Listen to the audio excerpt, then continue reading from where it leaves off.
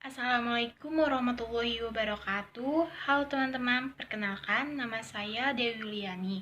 Video ini saya buat guna memenuhi tugas ujian tengah semester mata kuliah historiografi dengan dosen pengampu Bapak Arif Permana Putra MPD dan Ibu Yuni Mariuni MPD.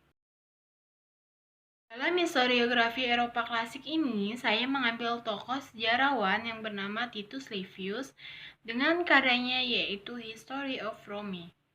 Biografi Titus Livius sendiri yaitu Titus Livius ini merupakan sejarawan Romawi yang menjelaskan bahwasanya ia hidup dengan jiwa zaman berdirinya Romawi. Titus Livius ini dikenal dengan Livy. Ini hidup pada tahun 59 sebelum Masehi sampai 17 Masehi.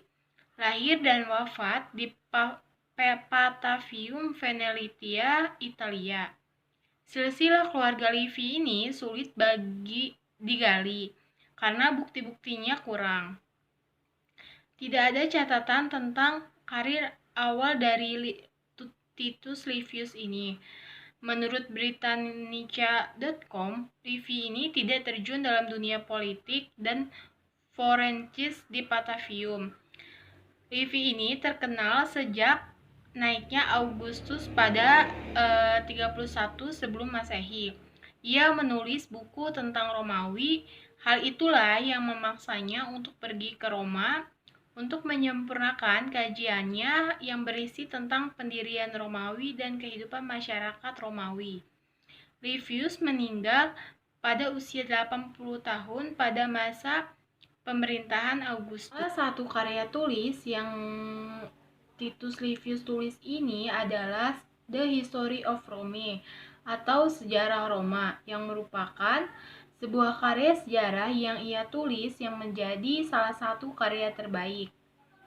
Ia menghendaki menulis sejarah rakyat Romawi ini sejak berdirinya. Ia juga menggunakan metode Thucydides atau Polybius untuk mencari sumber untuk menuliskan sejarah atau kisah yang dimulai kurang lebih 700 tahun sebelum zaman hidupnya.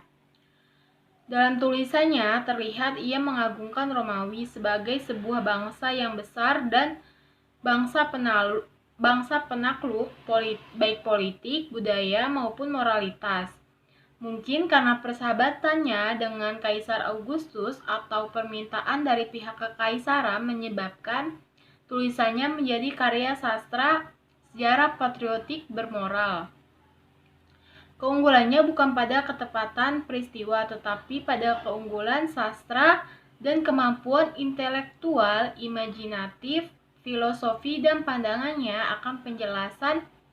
akan perjalanan suatu bangsa besar selama kurang lebih 8 abad. Nah, bukunya ini secara garis besar mengambil sudut pandang bangsa Romawi. Hal ini digunakan untuk menumbuhkan rasa patriotisme dan cinta tanah air pada masa itu. Ia juga memasukkan beberapa unsur legenda sebagai legenda atau mitos dalam karya sastranya dengan mengungkapkan dewa-dewa kuno. Karyanya yang berjudul The History of Rome ini menjadi sebuah mahakarya penulisan sejarah yang cukup menggemparkan bahkan di era modern sekarang ini. Karyanya berisi tentang detail sejarah Roma dari leluhur bangsa Troya kepada Augustus yang memerintah 800 tahun kemudian. Buku ini tersusun dari 142 buku besar. Sebuah buku yang luar biasa, bahkan ada beberapa bagian karya dari karya Livius ini yang turut andil dalam terciptanya era Renaissance.